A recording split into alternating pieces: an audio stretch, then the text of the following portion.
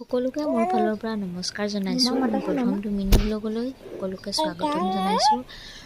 আজিৰ পৰা ভাবিছোঁ মিনি ব্লগসমূহ ষ্টাৰ্ট কৰোঁ, যিহেতু মোৰ চেনেলটো আগতেই খোলা আছিলে, কিন্তু মই ভিডিঅ' দিয়া নাছিলোঁ, বহুত দিনেই হ'ল। কেইটামান ভিডিঅ' দিয়া আছে, এতিয়া ভাবিছোঁ মিনি ব্লগ দিম বুলি।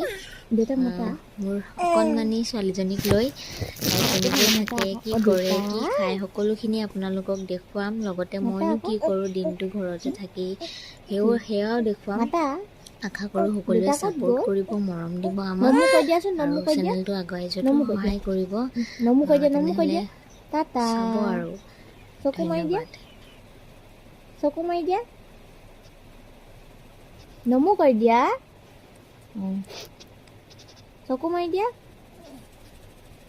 টাটা দি দিয়া, টাটা।